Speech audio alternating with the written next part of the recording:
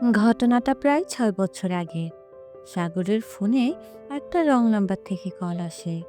Phone silent ছিল, তাই সাগর বুঝতে পারেনি। পরে ফোন চেক করে কল ব্যাক করে। ফোনের ওপাশ থেকে একটা মেয়েলি কণ্ঠ ভেসে আসে। সাগর বলে, কে আপনি? মেয়েটি তার নাম বলে রানী। সাগর চিনতে পারে না। ও কিছু বলতে যাবে, তার আগেই মেয়েটি বলে, সরি, আমি ভুল করে আপনার নাম্বারে কল দিয়ে ফেলেছিলাম। সাগর, ইটস ওকে।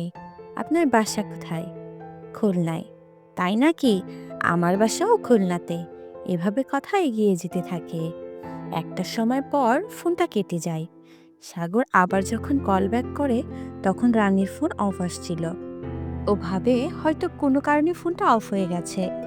রাত ৯টার দিকে সাগর আবার রানীর ফোনে কল করে। রানী ফোনটা রিসিভ করে। সাগর বলে, আপনি তখন ফোনটা কেন কেটে দিয়েছিলেন? আমাদের কথা তো শেষই হয়নি। রানী বলে, ফোনে চার্জ ছিল না, তাই অফ হয়ে গিয়েছিল। ও আচ্ছা, ভাবলাম আমি হয়তো উল্টাপাল্টা কিছু বলে ফেলেছি, তাই আপনি রাগ করে ফোন অফ করে রেখেছেন। এমন কোনো বিষয় না, ফোন অফ হয়ে গিয়েছিল, এজন্য কেটে গিয়েছিল। তারপর দুজনে মিলে কথা চালিয়ে যায়। কথা বলতে বলতে 2 ঘন্টা পার হয়ে যায়, কিন্তু দুজনের কারোরই সময় জ্ঞান থাকে না। তখন রানী বলে, আমার ঘুম পাচ্ছে, আমি ঘুমাতে যাব। ঘুমাও, এটা বলে ফোন কেটে দেয়। এরপর থেকে প্রতিদিন রাতে তারা ফোনে কথা বলতো। দিনের বেলা সাগর অফিসে যেত আর রানী স্কুলে যেত। তারা দিনের বেলায় কথা বলার সময় পেত না, তাদের কথা রাতেই হতো। এভাবে কিছু মাস পেরিয়ে যায়। সাগর রানীর প্রেমে পড়ে যায়। রানীরও সাগরের প্রতি ভালো লাগা কাজ করে। কিছু কিছু সময় তারা সারা রাত কথা বলতো। তারা দিন ঠিক করে একে অপরের সাথে দেখা করত। সাগর রানীকে অনেক কিছু কিনে দিত। রানী একবার যেটা মুখ ফুটে বলতো, সাগর সেটা এনে দিত। কখনো কোনো অভিযোগ করতো না। 1 বছর ধরে এরকম ভাবেই চলতে থাকে। একদিন অফিসের কাজে সাগরকে ঢাকায় শিফট হতে হয়। ঢাকায় যাওয়ার আগে সাগর রানীকে ফোন দিয়ে বলে, আমাকে অফিসের কাজে ঢাকায় যেতে হবে, এখন থেকে ওখানেই থাকতে হবে, তোমার সাথে ওখান থেকে কথা হবে। রানী বলে, আমার সাথে আর কথা বলতে পারবে না, কারণ আমার ফোনটা নষ্ট হয়ে গিয়েছে। তুমি যদি চাও আমাদের নিয়মিত কথা হোক, তাহলে যাওয়ার আগে আমাকে একটা ফোন কিনে দাও। সাগর বলে, ঠিক আছে, আমি কাল সন্ধ্যায় ঢাকায় যাব। যাওয়ার আগে আমি তোমাকে ফোন কিনে দিয়ে যাব। পরদিন সাগর ফোন কিনে রানীর বাসার পাশে যেয়ে ওকে ফোন দিতে থাকে। রানী ফোন রিসিভ করে। একটু বাইরে এসো তো, ফোনটা নিয়ে যাও। আমি যেতে পারবো না, পাশে আম্মু আছে, তুমি চলে যাও, আমার জন্য অপেক্ষা করো না, আমি আর কোনোদিন তোমার সাথে কথা বলতে পারবো না। সাগর ভয় পেয়ে যায়, কারণ ও রানীকে অনেক ভালোবাসতো। ও রানীকে কখনো হারাতে চায়নি। সাগর বলে, 1 মিনিটের জন্য এসো না, তুমি ফোনটা নিয়ে তাড়াতাড়ি চলে যেও প্লিজ। কিন্তু রানী বাইরে আসলো না, ফোন কেটে দিল। সাগরের খুব খারাপ লাগলো। সাগরের অনেক চিন্তা হচ্ছিল, রানী তার কথা শুনছিল না। বাধ্য হয়ে তাকে ওইখান থেকে চলে যেতে হলো, কারণ সন্ধ্যায় তার ঢাকায় যাওয়ার কথা। ঢাকায় পৌঁছানোর পর সাগর রানীকে ফোন করে, কিন্তু রানীর ফোন সুইচ অফ আসছিল। সাগর সারা রাত ধরে রানীর ফোনে কল ঢোকাতে চেষ্টা করে, কিন্তু ফোন বারবারই সুইচ অফ আসে। কান্নায় সাগরের 2 চোখ ভরে যায়।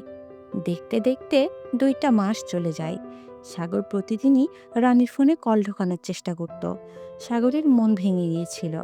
রানীর সাথে শেষবারের মতো একটা কথাই বলতে চেয়েছিল, যে রানী, এটা কেন করলো ওর সাথে? সাগরের করার কিচ্ছু ছিল না, ও রানীর কণ্ঠস্বর শুনতে চাচ্ছিল।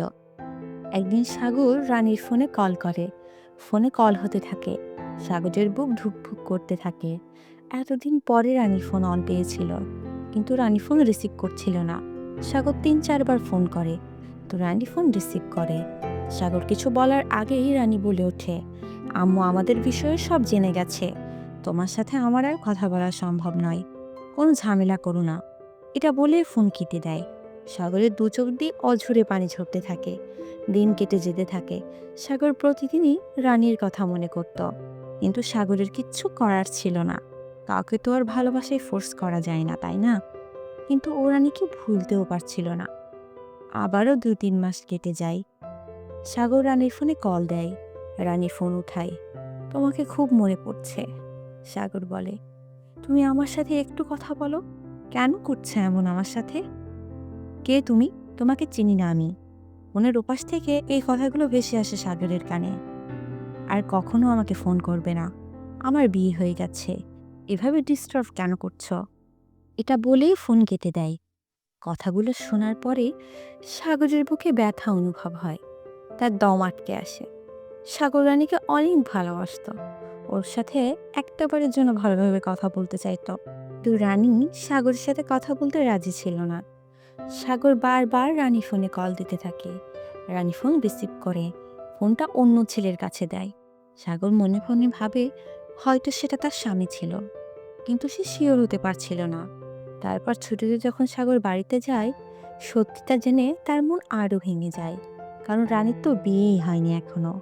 রানী ফোন রিসিভ করে যে ছেলেটার কাছে দিত, সেটা ওর বর নয়, ওর বয়ফ্রেন্ড। সাগর ভাবতে থাকে, যাকে এত ভালোবাসলাম সেই আমাকে ধোঁকা দিল। রানী এটা কেন করলো আজও সাগর জানে না। সাগর আর কখনো রানীকে ফোন দেয়নি, কারণ সাগরের এই ভালোবাসা রানী ডিজার্ভ করে না। সাগর রানীকে ভোলার চেষ্টা করছে। হয়তো তার জীবনেও একদিন সত্যিকারের ভালোবাসার মানুষ আসবে, যে ওকে ওর মতো করে ভালোবাসবে।